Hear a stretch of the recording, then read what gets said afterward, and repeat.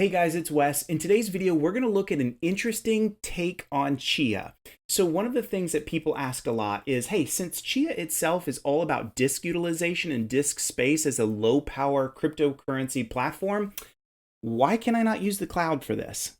I've been asked that a lot. I've seen a ton of posts on Reddit and other places, and generally speaking, it's just not profitable. It's very difficult to do it because of the cost involved. Well, today I'm going to share a potentially feasible article and a potentially feasible method that you might be able to use to jump into Chia mining using the cloud. So we're going to talk about this, and we're going to share some really interesting things with this, as well as just an update in the Chia ecosystem. So I am excited to cover all of this and a whole bunch more coming right up.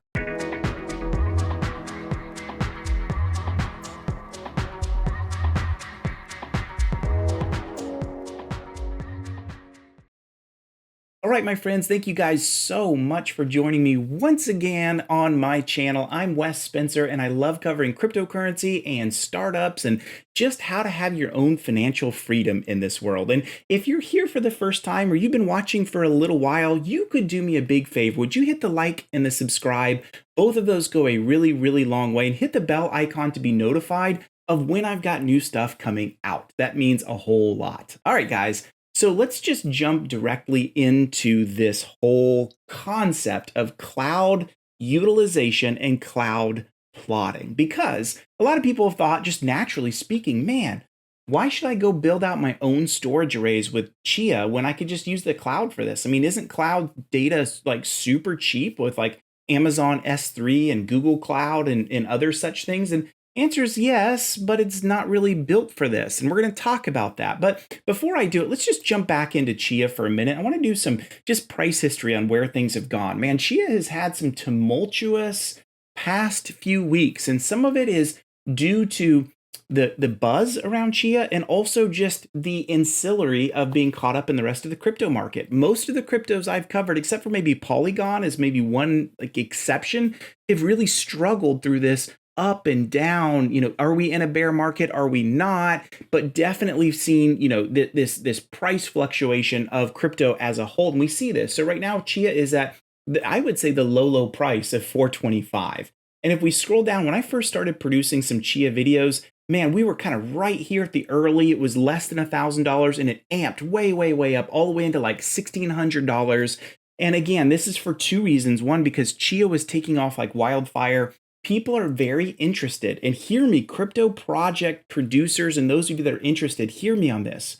One thing that is super of interest in the market itself, what I would call the voice of the market inside crypto, is how do I mine profitably in any kind of cryptocurrency? I still have the desire to do this because a lot of people don't want to take the investor's approach. They don't want to have to go put their own money, which they may not have, into a cryptocurrency and hope it grows. They really desire to go back to the old days of like Bitcoin and say, I want to find something early and mine it with my own resources, whether that's like Pi, which I've covered a lot in this channel, whether that's Chia, whether that's something totally different. I want to get back to this idea of taking some risk and getting in early on a project and creating my own resources from scratch. There's so much interest in the market on that. And Chia saw that. You see the price just jump as people are like, whoa, I could use hard drive space for this. But then what did we run into? We know this. I covered this on my channel. If you haven't seen it, go look at some of my other previous Chia videos. The links for those will all be in the description down below, so you can see every single one of them. But what we saw was, hey, two things. One, hard drives are getting harder and harder to find because Chia is literally driving up the demand for this. Second problem that we have as well is with everybody jumping into it, all of a sudden, you got a terabyte carved out or 10 terabytes or 100 terabytes carved out. All of a sudden, you're like, wait a second, this is not as easy as I thought. Just like Bitcoin, where there was an arms race when we went from CPUs to GPUs to ASICs and then these huge ASIC farms, and it just made mining itself completely impossible for the regular people like you and me.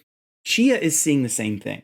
And many of you even commented on my videos being like, Wes, yo, man, like, this is not going to work for everybody. Like only like the big data centers can make this work. And so that's kind of why you saw this price reduction, is that whole aspect. And then of course the market just coming back down in this big correction that we had. And so, we're seeing look at this. We're seeing it at a really, I don't want to say an all-time low. Let's take a look at all-time pricing.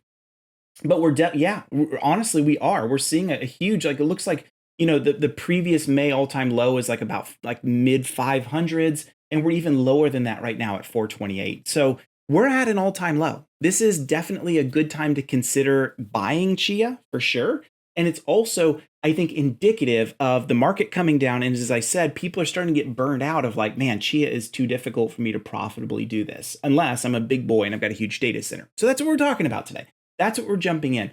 So I want to talk about one company that many of you may know of. They're all about hard drives. They're all about data storage because as a company, they do data backups, both for individual usage and corporate usage. And that's Backblaze.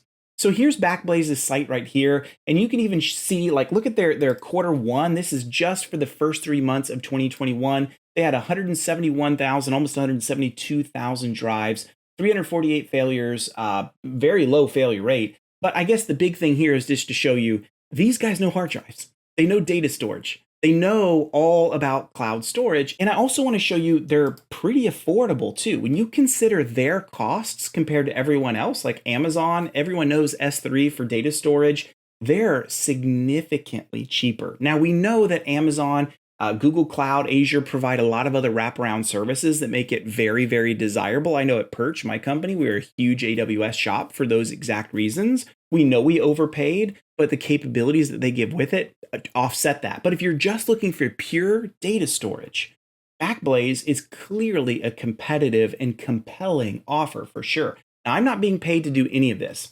I am just showing this to you because of this article right here by Backblaze. They saw the same things and they said, you know what? I wonder if we could do the same thing and use Backblaze, our company and our platform specifically for Chia. And that's what you see here. So I'm not going to go through the whole article. Again, I'll put a link to it so you can see it in the description. But they talk about these two major overarching problems, right? The first problem is, where do you store all these plots? They show, if you have now Chia's at 20 exabytes. I think when I first made this video, like on Chia, it was like 2 exabytes. So look at the growth, right? And so they show you the challenges here, like, hey, look, if you just got one plot, you've got right now one chance in 96 years. So, as you grow your plots, where you store them, there's a lot of data, especially if I want to grow many plots and reduce from like 96 months or 96 years, down into like 2 months. So that's a problem. And then the other problem is just, how do I administer this at scale, right? How do I handle the management of all of this? Because now you're getting into like really big data center operation stuff where like corporations hire very expensive storage engineers that do this kind of thing. And so that brings up the challenges. The other thing that they talk about is, and again, don't have time in this video to get into all the specifics, but I do want you to read the article later, is hard drives are really well built for Chia, but inside of the cloud, because of the way that storage works in the cloud, it's really, really difficult to get into Chia, like within the time constraints that the Chia Time Lords command. In other words, they talk about, hey, if you just have your own hard drives, it's very quick to respond back to a challenge. The health checks, all of that is well within constraints. But inside the cloud, things operate differently. And they even did some testing and said, just basic cloud storage, the way things are architected across multiple hard drives, we have these logical storage arrays. It takes time to respond to a challenge. In fact, it's sometimes so slow that even if you're selected and you could win a block in Chia, or win a challenge, I should really say, you're going to miss it because it's too slow to respond back because of the architecture. So they talk about all of this, and they talk about, the cloud. Chia is not built for the cloud, and it's really not. You look at, like, do a bunch of Google searches, you'll see, especially on Reddit, people are like, why can I not use the cloud to both farm my plots and also store my plots? And that's a good question. The answer is that it's not built for it. Cloud is expensive with data charges coming in and out of them, with the processing and the slow capabilities of the fast challenges that are required. And so that's an issue. And so they're like, you know what? We think we could solve this. And so they come out right here with some thoughts around all of it. It's possible that you could use Backblaze with their cost of $5 a terabyte a month to be able to farm your Chia. And so we'll see if those things actually work out. But it required some work. And so they said, a tiger team of SEs at sales engineers, including the person who wrote this, took this into action and said, can we make this happen? And so they talk about how all this works. They needed to use B2 Fuse, and I'll show all of that in a minute. But the first thing I wanted to say beyond the article is they did nail it, that there's theoretically the cloud should work really well for this, but it's definitely not as easy as you might think. And so, but then the second thing they talk about as well is the costs involved. So I'm going to show you this. This is just my own calculations of what they said. They said it should be profitable. I think it all depends. It depends on the current price of Chia and also your projections on what you think the future cost of Chia might be. So I ran some numbers here and I want to show these to you. Right here, I have set out a number of plots. So it's got 919 plots at 91 terabytes, which is the equivalent of 100 terabytes. There we go. I got it all right. And so you can see running those numbers right here, just at current cost, at current projections, current difficulty levels in network space, et cetera, you would solve a Chia challenge in about 2 months. In other words, you might make one Chia a month and look at this, about $433 a month. Now, these are just estimates. I remember in the old school Bitcoin mining estimate days, they never worked out with what I thought they would be. Almost always they were less. But that's showing about $433 a month. Well, if we do the math and we go back over here to the storage pricing with Chia, it's about, right here, you see, it's $5 a terabyte a month. So if we go back to the Chia calculator and we were to run this cost right here, what does it take for 100 terabytes to run? Well, that's $500 a month. So we look at this and say, is it profitable? Actually, no, it's not. At current price for Chia at $424, we are not going to profit. It's going to cost us $500, but the estimates are $433 of profit. So it's not quite profitable. It's super close to break even. And so you might pause and think, well, then why the heck would I do this? Well, there's a couple reasons you might do that. One reason is you may look at this and say it's advantageous for me to do this because I think if I did this myself and Chia is eventually going to go up in its cost and it's no longer $500, it's, $1,500 one day. Well, it's definitely profitable at that point, right? Big time. But the other flip side of it is, why not just buy Chia? Right? This is what the age-old thing with especially Bitcoin.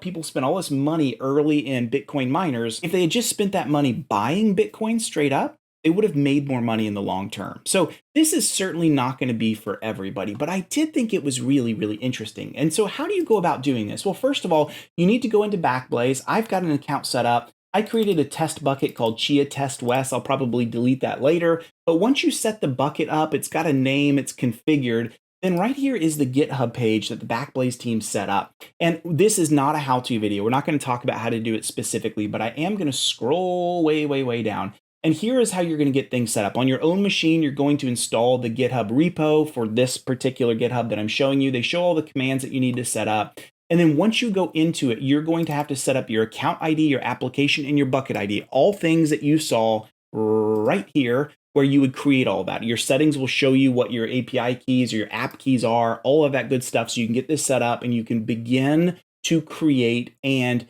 farm Chia inside of Backblaze. And I think that's really, really interesting.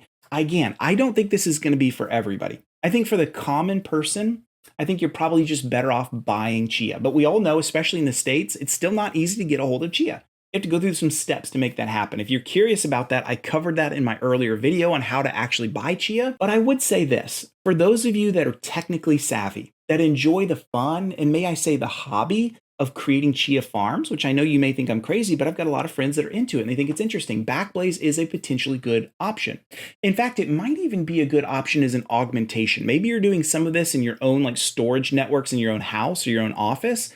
And then you want to also trade off and do some in the cloud as well. That way, if you have some outages at home, you're still trading off with what's going on in the cloud. It could just be a strategy where you use both.